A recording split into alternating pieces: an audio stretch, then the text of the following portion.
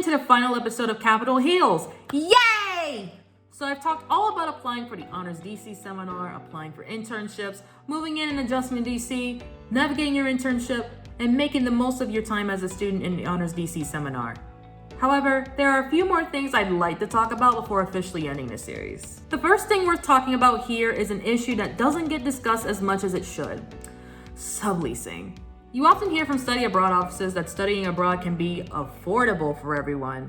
But let's be honest, it's not, especially when you factor in the additional costs of preparing for a semester away from campus, such as finding someone to take over your lease. This is something you don't have to worry about if you live on campus. Although if you live off campus, trying to sublease your space can be a real struggle both emotionally and financially.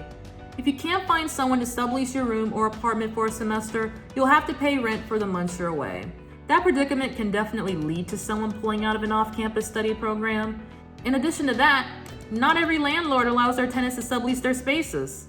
So if you live off campus and are seriously considering doing an off-campus program for at least one semester, you should either A, only sign a short-term lease, or B, start seeking a sublessee months in advance. And if the landlord of a house or an apartment doesn't allow for subleasing, best to keep looking for leases that better fit your current situation. Another thing I'd like to address is the current situation regarding internships at the federal level. This info might be outdated if you're listening to this from the 2030s, but if you're listening to this here in the 2020s, it needs to be said. In typical circumstances, you would have to apply for federal internships months in advance to have it coincide with the Honors DC seminar. However, we in 2025 do not live in typical circumstances. We live in a time of mass layoffs and federal hiring freezes, which have unfortunately caused most federal internship programs to be canceled entirely. The damage done with that will eventually have to be repaired, but that will likely take several years to accomplish with this current state of affairs. So if here in the 2020s you are interested in applying for a federal internship, I regret to inform you that you'll have to look at other places instead. Look at nonprofits, think tanks, other entities in the private sector, anywhere but the federal government. There's also Capitol Hill, but that environment is not for everyone, especially in this current political climate. This brings me to another facet I must talk about here: networking. I touched on the subject back in episode 4, but I promised to expand on it more towards the end of this series. And here we are at the final episode. Networking is something that, when first starting college, many students don't really think about. Hey, it's something I'm still learning as I go. However, network can be immensely helpful with finding career and internship opportunities. It can also help with learning about different career paths, new interests, and even just building social ties. You don't even have to talk to people in your network every week or every month. Once every 3 to 6 months will do.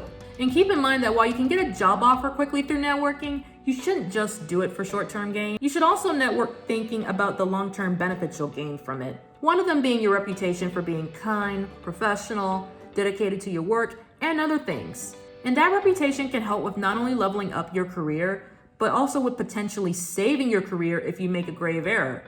I remember one of our guest speakers recalling the time they had sent in the wrong document for an extremely important meeting. They had gone really scared about getting kicked out of the meeting and potentially losing their job. But because of somebody they knew at the place of their meeting, they managed to remain part of the meeting and not lose their job after all. If there are any guest speakers in class you are interested in remaining connected with, I highly recommend either getting their business card or sending an invitation to connect with them on LinkedIn. When sending invitations to connect on LinkedIn, you should always leave a personalized note expressing gratitude for them being a class speaker. There is a limit of 5 connection notes per month for standard LinkedIn users. However, you can get a 1-month free trial and send unlimited notes to prospective connections. Just remember to cancel before the trial is up because you won't receive a reminder email for it.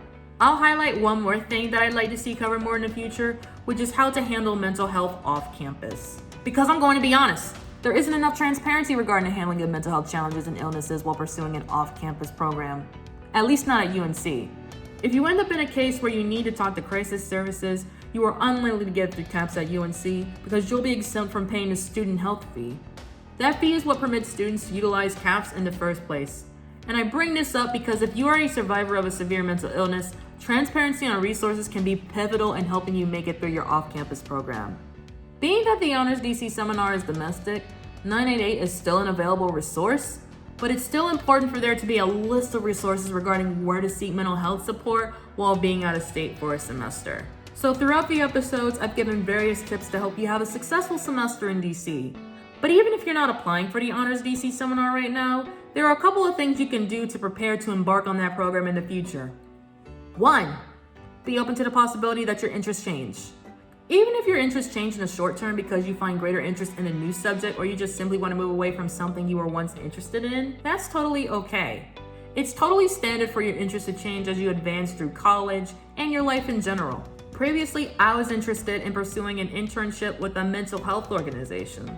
However, I started to realize that my involvement in that movement wasn't really empowering for me, especially with how I felt like not enough was being done to fight discrimination against survivors of mental illnesses. I could vent about that all day, but long story short, I recognized that I would feel more empowered focusing on a subject other than mental health. It may sound ironic given what I just said about the need for greater transparency regarding mental health services while off campus, but it's actually not. Discovering that your interests have changed can get really disorienting, depending on how much your previous interests meant to you. Personally, I ended up in an identity crisis when I realized I needed to distance myself from the mental health movement. I was really deep into it, and when trying to figure out other types of organizations to apply to, I was highly uncertain on if I could get an internship on a different focus area. Fortunately, I did, and interning for a government accountability organization ended up being so much more empowering than anything that I had done in the mental health sphere. Don't get me wrong, I still care about mental health and the importance of combating oppression against survivors of mental illnesses, as demonstrated with my answers, but I no longer push that interest at the expense of my other interests, and it's better that way for me. And this next piece of advice might feel like it's coming late for you, but 2. Start a blog! This is truly something I can't stress enough, because it's a medium for improving your writing skills and showing off your multifaceted personality. You don't even have to run a blog related to politics. It can be about any subject of your interest. For example, you can give cultural commentary on popular films or celebrity interviews. You can write book reviews or recaps on different sports games. Although if you wanted to write political essays on your blog, go for it. Write whatever your heart desires and make sure that your pieces are thoughtful, insightful, and reflective of how you want to present yourself online. Setting up a blog can be difficult if you're new to website design or don't know how to code. But really, you don't have to be a coder or a UI, UX professional to set up a functional blog. You don't even have to use WordPress.com, which doesn't require coding knowledge, but nevertheless is not the easiest website builder to work with. Don't get me wrong, I totally recommend WordPress.com if you have the time and patience to set up a website through it. The end result often ends up amazing. But if you prefer to set up something quickly and easily, there are sites like Wix, Squarespace, Weebly, and Substack where you can get running in a snap. I bring up writing a blog because at some point while applying for internships, you'll probably be asked to send in writing samples. While class papers can be used as writing samples, having a blog gives you additional options for writing samples and shows your interest in learning outside of class. I remember scoring an internship 3 years back, and I know for sure that one of the core reasons I got it was due to my blog articles. And that internship from 3 years back is also a core reason why I scored my most recent internship in DC. So, running a personal blog really can help you score internships or other opportunities that you may be seeking. And even if you choose not to run your own blog, writing for outlets such as the Carolina Political Review or the Daily Tar Heel is another great way to grow as a writer and researcher. Now I'm getting a little choked up because that's all the things I need to talk about. But I can't end this series finale without some shout-outs. Can I? No, I can't, and I won't. So it's time to start shout-outs! First off, I'd like to give a shout-out to the organizers of the Honors DC seminar. Dr. Daniel Gitterman, the professor and supervisor of the program, and Gina DeFino and Holland Page, who also worked to ensure the program ran smoothly. Thank you for your time in making a semester in DC possible for UNC students. I'd also like to shout out Robert Morris, a talented career advisor who knows how to give valuable resume advice. Thank you for giving me the invaluable advice of always quantifying accomplishments on resumes. I'll never forget it. I give a shout out to all the guest speakers we had in class this semester. Thank you all very much for taking the time to speak with everyone about your career trajectories and advice.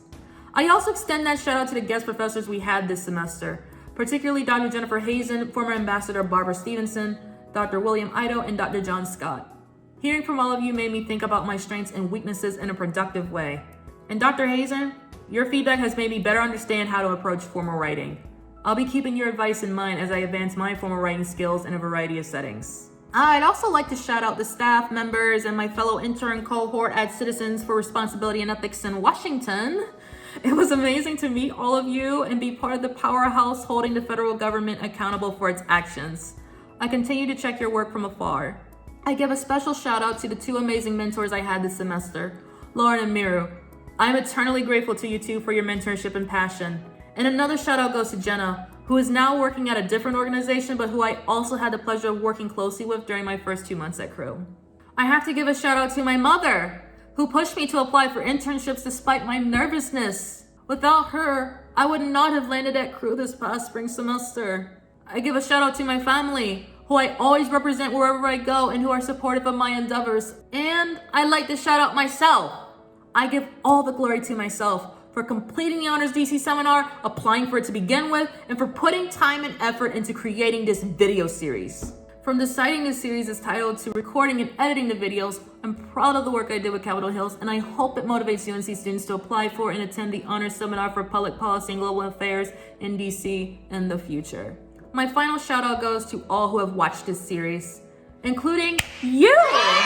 Again, thank you so much for watching these episodes and for listening to a student perspective on spending a semester in Washington, D.C. Whether you're watching me in the year 2025 or from 2036, I hope this series is helpful to you as you prepare to embark on your semester-long D.C. journey. Feel free to leave comments on this video or other videos related to anything you'd like to discuss further or any feedback you have for this series. Although if you're a future applicant who wants more detailed, specific, and candid answers about certain aspects of the Honors DC seminar, email me at krista@kristasoijo.com and let's talk. Otherwise, I lead a series for you. I'm Krista Savage-White, a 2025 participant of the Honors Seminar on Public Policy and Global Affairs in DC, signing off. This was Capitol Hills. Written, produced, recorded, and edited by Krista Savage-White. Thumbnail art also created by Krista Savage-White. All usage of external media follows the fair use doctrine, and all views expressed in this series do not reflect the opinions of Honors Carolina, the UNC Study Abroad Office, or UNC Chapel Hill as a whole.